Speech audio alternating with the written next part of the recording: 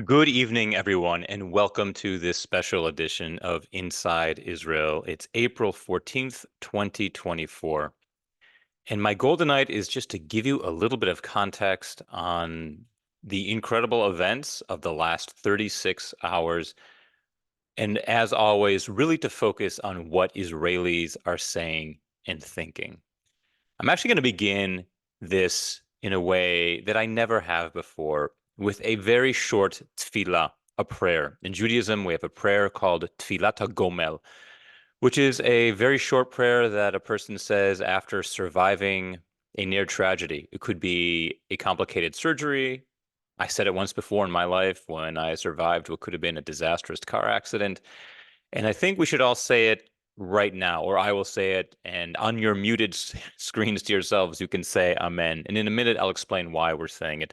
And the prayer goes as follows: Baruch atah Adonai Eloheinu melech haolam hagomel lechayavim tovot shegmalanu kol tov.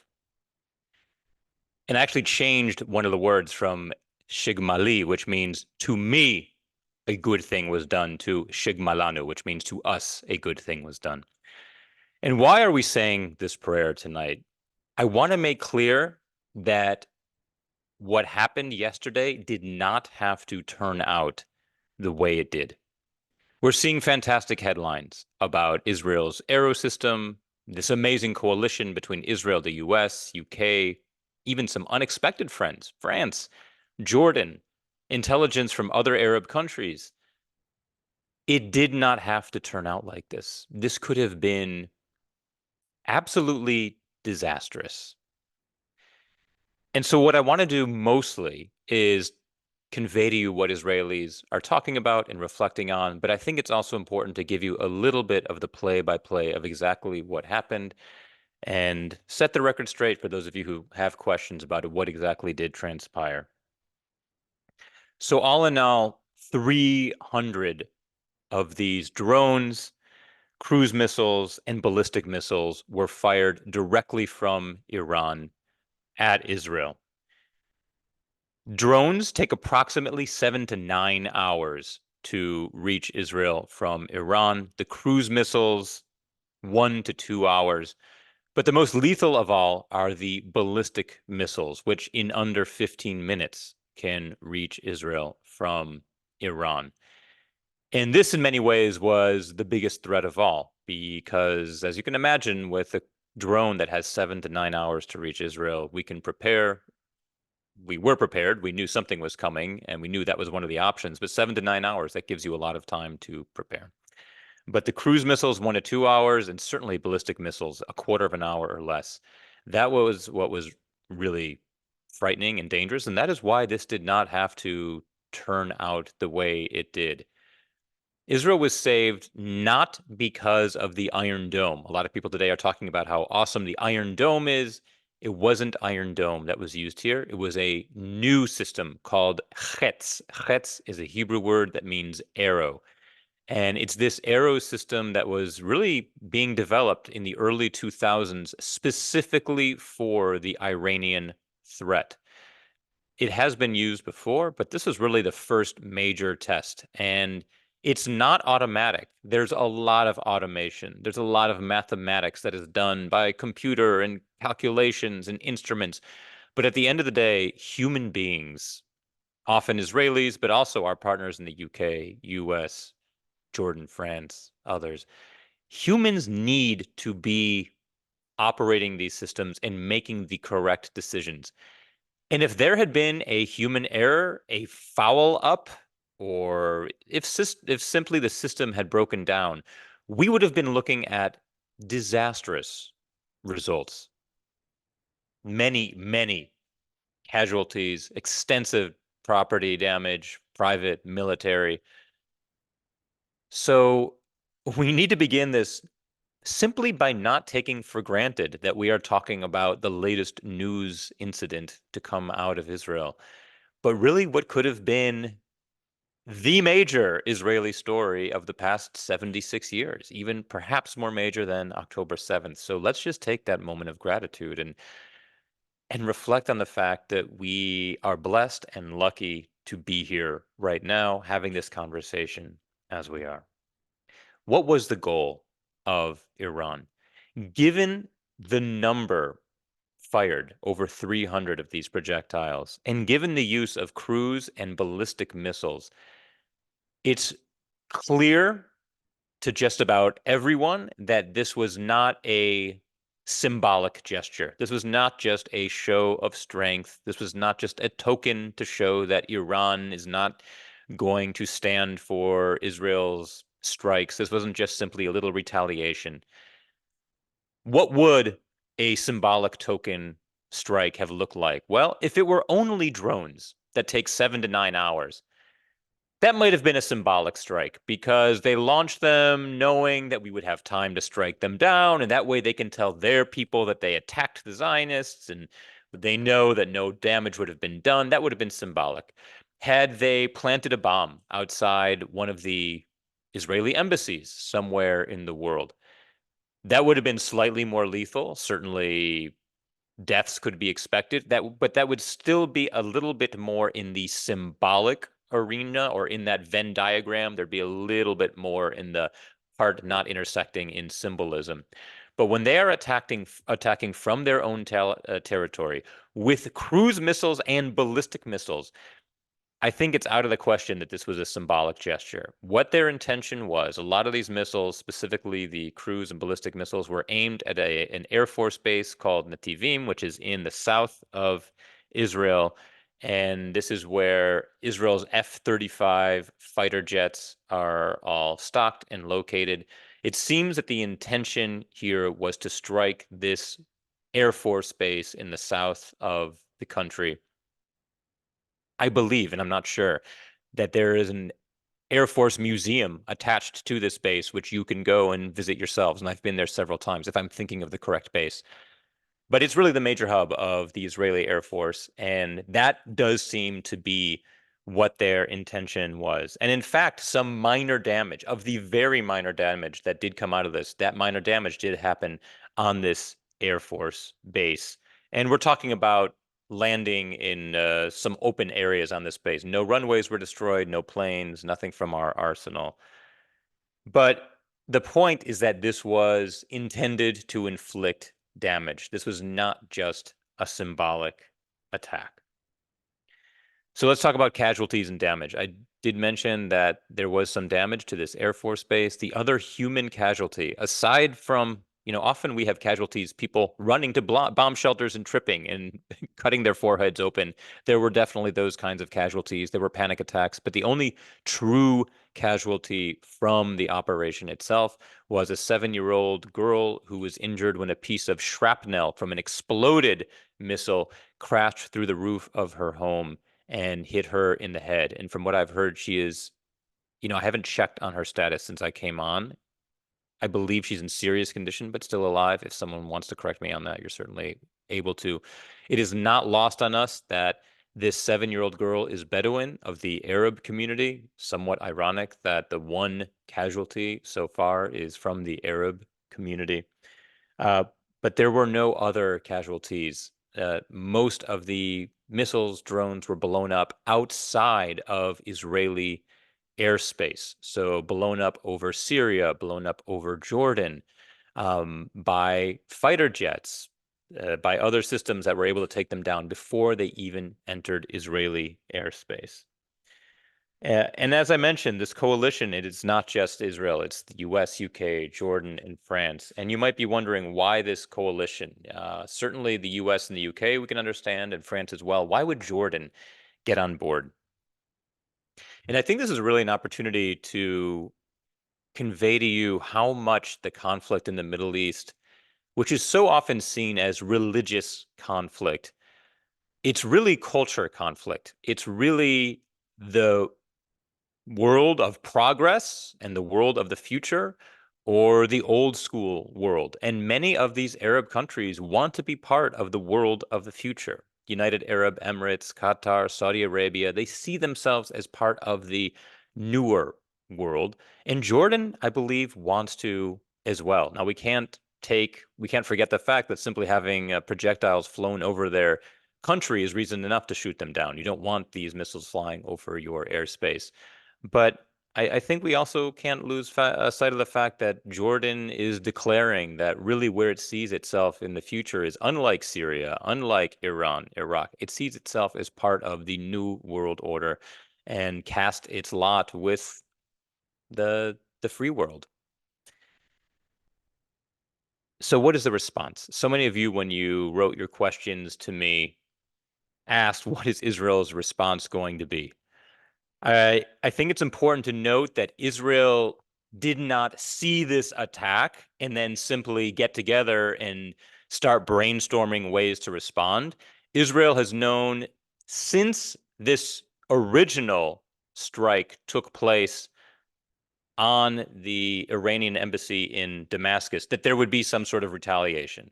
And as we got closer and closer in Israel over the past 48 hours, now 72 hours, people were talking about what kind of retaliation we would expect from Iran, what preparations should we be taking. And as we were preparing for the incoming attack, the military and the war cabinet were already brainstorming what we call in Hebrew sal ha'achlatot, like a basket of possible decisions. And it's not like we have to start from scratch here. The military has some options ready, and now the question is, which option are we going to exercise? And let me tell you what some of these options are. There are certainly those who called for a heavy and immediate response with no restraint at all. The two more right-wing members of the government, Smotrich and Ben Gvir, that's what they made videos and put those out saying that we need to retaliate immediately and with no restraint at all. We need to teach our enemies a lesson, not just Iran, but all of our other enemies as well, that you do not mess with Israel. And there is talk that, or it's pretty much confirmed that during these meetings about Israel's response, the two members of the war cabinet that I often mention as being a little bit more restrained, Benny Gantz and Gadi Eisenkot, who are both former chiefs of staff, they suggested that we actually attack Iran during the attack itself, that while these drones were on the way and while we had time to prepare our response to the drones and the missiles, that we actually begin our attack on Iran. What would be the advantage to this? We wouldn't have to justify ourselves to the world and explain why we were attacking more heavily than the world believes we should. We could simply say we are under attack now, and so we are counterattacking in order to minimize the damage done to us. Now, I don't know how seriously they were actually proposing that we do this, or were they merely suggesting that this would be an option on the table? But in any case, that was not what was done. Israel did not respond during the attack itself. And then there's the third option, which is to respond at the quote unquote appropriate time and place when we are ready on our terms. And I think in the past, this option might not have been taken as seriously. I think the typical Israeli way to respond to something like this is to counterattack soon and heavy and really show Israeli might. But I think there's a lesson learned from October 7th in our response that maybe we were a little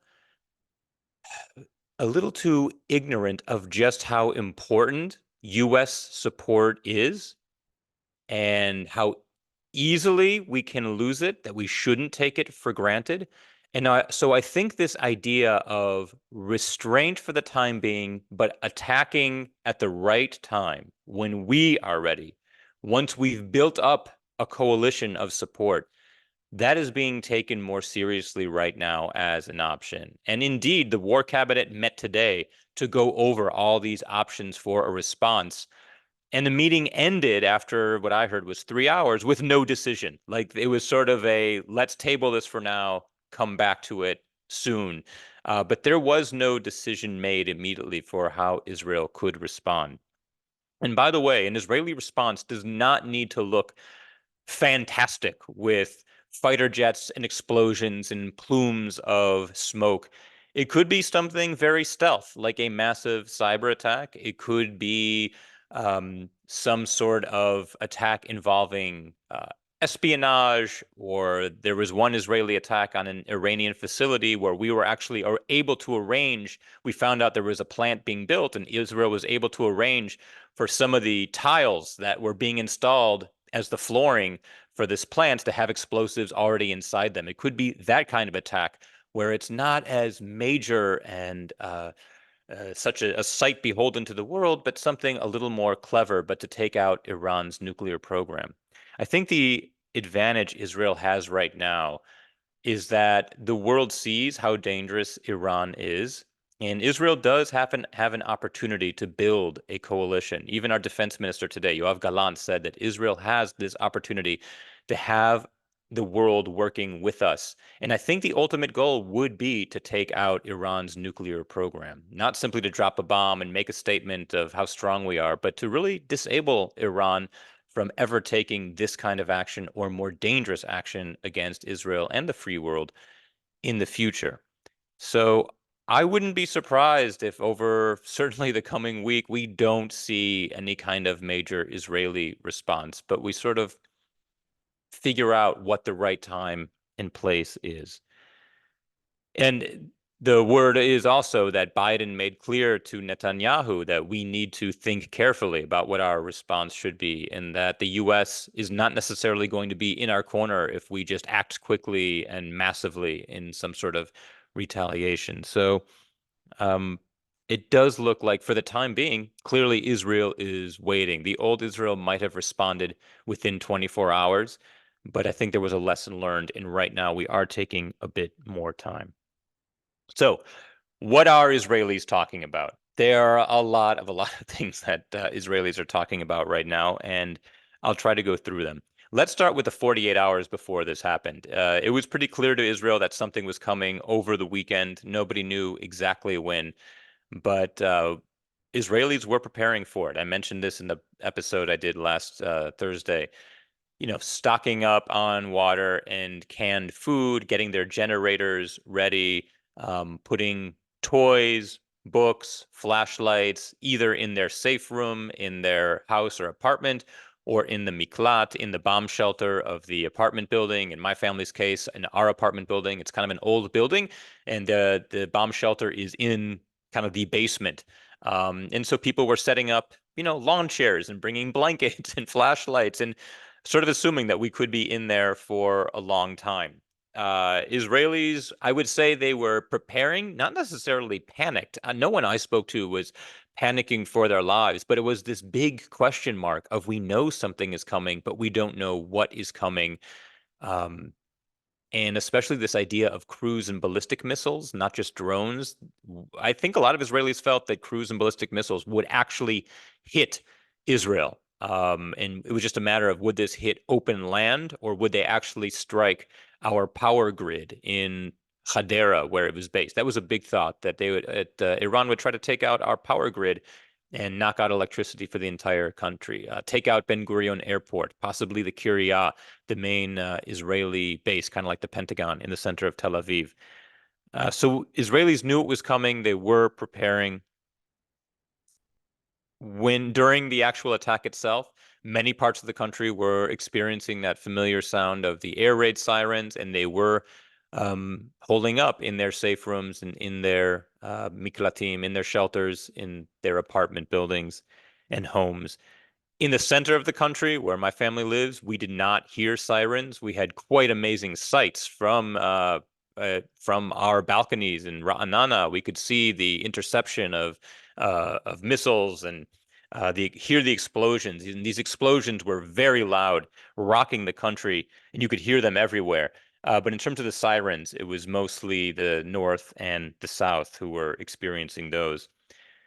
And in terms of the aftermath, there's really a few things that Israelis are talking about in the aftermath. One is the sense of it might be too far that to call it victory, but a sense of victory, a sense that Iran launched over 300 drones and missiles at us, and we were able to shoot down 99% of them, and we had this coalition behind us, and It was sort of this sense of, wow, they tried and they failed and we won. And so there's definitely that sense in Israel. But I don't want to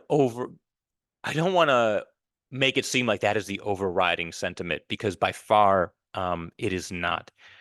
Another big sentiment that Israelis have is, wow, if only we had treated the intelligence on October 7th, before October 7th, the way we treated this intelligence, October 7th never would have happened. Israelis are all aware by now that the October 7th attack happened not because we didn't have intelligence, but because we didn't do anything with the intelligence we had, whether it was the blueprints, Jericho Wall that spelled out what Hamas was going to do, that was intercepted by the Shmonematayim 8200 intelligence unit, and it was ignored by this officer's superiors.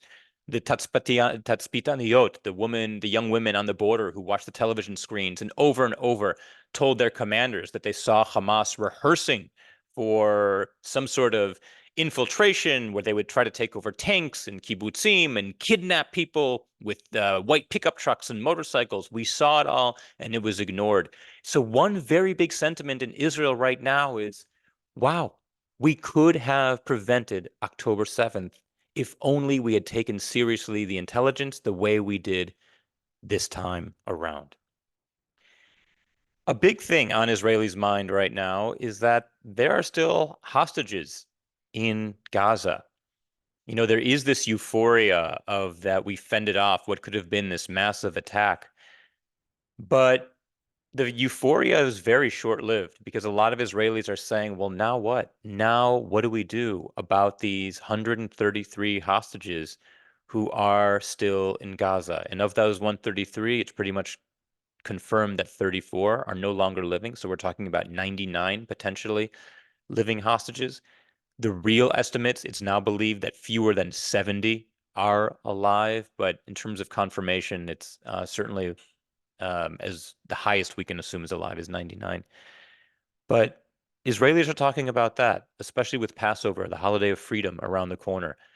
Israelis are talking about the fact that we still have hostages here, and that although it feels like mission accomplished in terms of fending off Iran, that we still have this mission to bring the hostages home, one that we have not done already more than 6 months after October 7th. So that is a big point of conversation as well. What happens to the hostages? What happens to Gaza?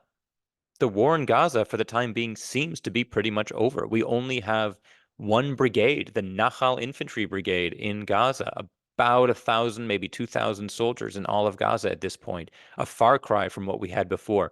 What is going to happen in Rafah, this southern city where we have 1.5 million Gazans, and those hostages who are alive are there as well, serving as human shields around Sinwar and the other Hamas leadership?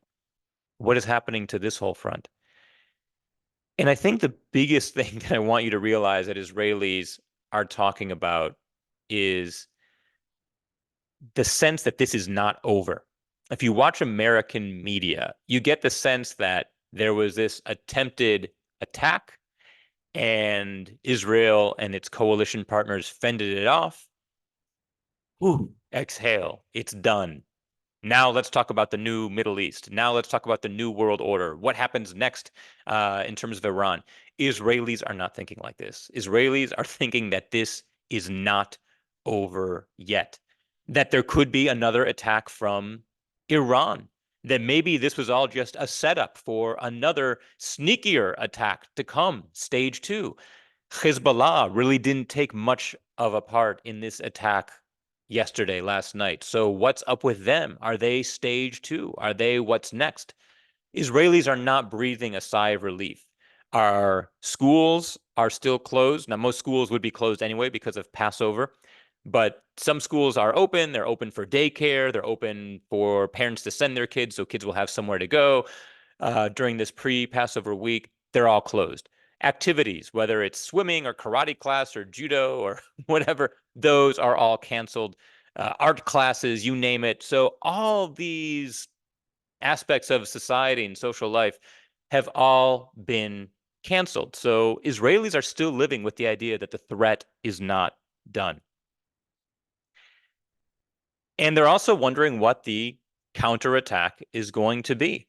Israelis are talking a lot more about the wisdom of, first of all, that we need to counterattack in some way, but that we need to do it while keeping our coalition intact, specifically our relationship with the US. Post October 7th, immediately we were all thrilled to see Biden hug Netanyahu, and to us that was enough, but we didn't really think deeply about our relationship with the US. I think, I've told this story before of how when I was a kid in Israel as a teenager, they would sell this T-shirt with two fighter jets on it and said, "Don't worry, America, Israel is behind you." And the idea was that, yeah, we can do this on our own. The Israeli Air Force is great. The Israeli army is top notch. We'll take care of you, America. And I think Israelis know right now just how important our relationship with America is. And so Israelis are talking about that. Yeah, we need to respond, but we need to keep our relationship with the U.S. secure. And Israelis are also talking about maybe this is a reset, that maybe we didn't navigate the post-October 7th U.S.-Israel relationship as well as we should have, but maybe we have a chance to reboot here and start over and start a little bit from scratch, from fresh, and start again with America in a partnership and do it right this time. And of course, the question is, will our leadership go along with that? Do we have the leadership that will take its time, act appropriately, preserve our relationship with the US, and not just behave rashly from emotion, but really from a well thought out place? I want to get to some of the questions that you have asked. A lot of them were similar, so I tried to group them together. So Bill asked, in terms of Israel's response, would one goal be to take out Iran's nuclear program? And I think, yes, that would actually be the ultimate goal here. I think that if we were to respond immediately within 24, 48 hours, we wouldn't be able to take out its nuclear program. But maybe if we go a little bit more slowly and work with the coalition and with the US, the goal could be to actually somehow dismantle Iran's nuclear program. That would be the ultimate goal. And in a way, it's hard for me to use the word blessing, but in a way, this attack from Iran could be a blessing because it could show the world just how dangerous and lethal Iran is. And Iran is a threat to everyone.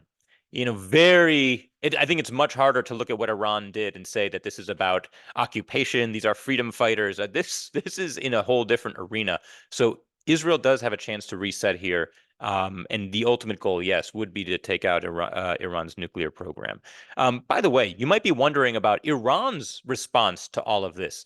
Well, one of the items in the news media here in Israel is that Iran took film footage from I believe it was an explosion or a fire in Chile, and they showed that on their news in Iran, saying, "This is what happened to Israel. Look what we done after. Look what we did after launching this attack." And Iranians were seeing these huge fires and explosions that were happening in Chile, and being told that this was what was going on in Israel right now. So, is the Iranian regime embarrassed?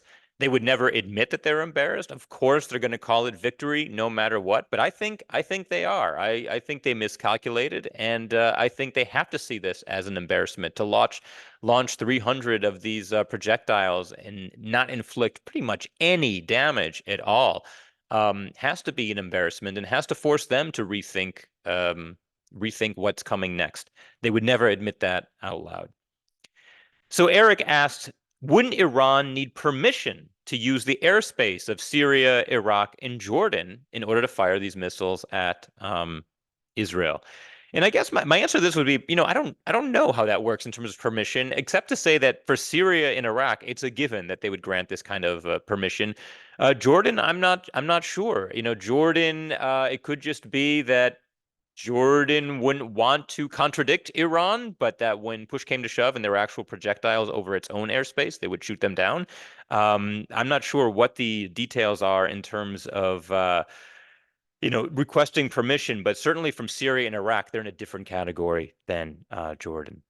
Larry asked about Israel's defensive inventory. How much does Israel have left in its arsenal? That's a great question. I don't know how much actual inventory Israel has left, but we are talking in Israel about the price tag last night.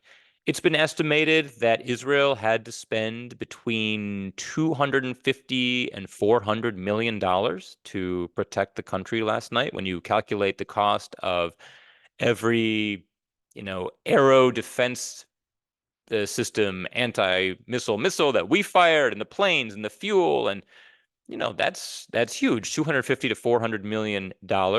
And I've also heard that Iran spent upwards of $200 million on the attack last night. So it was not cheap for either side. Obviously, I'm happy to see such a waste of money on the Iranian side.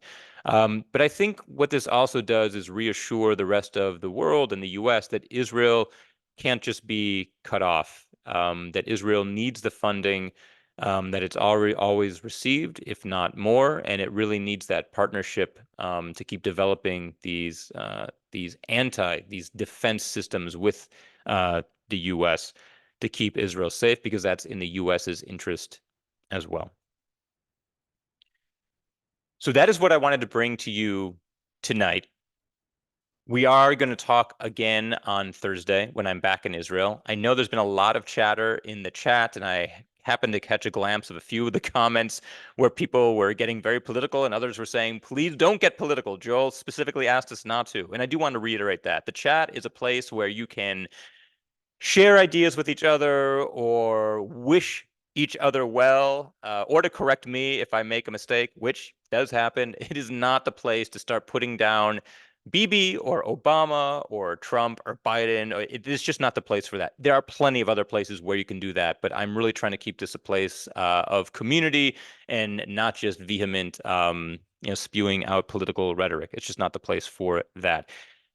With Passover around the corner, I want to let you guys know that obviously this is going to be a very different Passover. How do you celebrate the holiday of freedom when you have 133 hostages being held in Gaza? As you know, my book Israel 201 came out last spring, and I wrote that with Benji Lovett, who is a dear friend of mine. And Benji and I created a PDF called In Every Generation. One of the most famous verses in the Haggadah is that Bechol Dor Vador. In every generation, we need to imagine what it was like to actually be a slave. We don't just tell the story, we need to imagine for ourselves. And so Benji and I came up with this 2-page PDF to really create conversation at the Seder table about what it means to celebrate freedom when there are brothers and sisters of our own in captivity. It includes 4 new questions that you might ask at this year's Seder. It includes 2 Hebrew words that I dissect as part of my Hebrew Magic series to sort of show what wisdom Hebrew can tell us about how to think of this holiday. And it also includes the prayer for the hostages and ways to commemorate and remember the hostages at your Seder table. It's being unveiled to the world tomorrow, but I'm going to share it with all of you now, so you will be the first to see it. If you are interested in that, it's on the homepage of my website. So just go to www.joelchasnoff.com. You can click the link right there. The first thing you will see is the download the PDF. And I really do think it'll make your Seder more meaningful. It's going to be difficult this year to celebrate the holiday with joy the way we usually do. But the idea behind that was to create some meaningful tools to have discussion at the table about these unprecedented and absolutely challenging times. This will be a podcast as well, so if you have friends who could not make it, you can refer to them to Apple Podcasts and Spotify podcasts where they can hear it. It will also be on my website, so those links are at www.joelchasnoff. I'll type it here, .com/podcast, and you can link to the podcast apps of Apple and Spotify there and watch the video. That should be up by tomorrow morning. For now, again, I want to thank all of you for tuning in. Our next episode will be on Thursday at 8 p.m. Eastern Time. I would love to hear from you by email if 9 p.m. Eastern is actually a good time. Once I'm back in Israel, that would be easier for me. So let me know if 9 Eastern is actually more convenient. Just shoot me a note by email through the website to do that. I'm going to leave the chat open for about 2 more minutes. For now, I'm signing off. Thank you so much for joining, and we'll talk more about this in depth this coming Thursday. Ad Sham. Until then, Lihitraot, and only peace for all of us.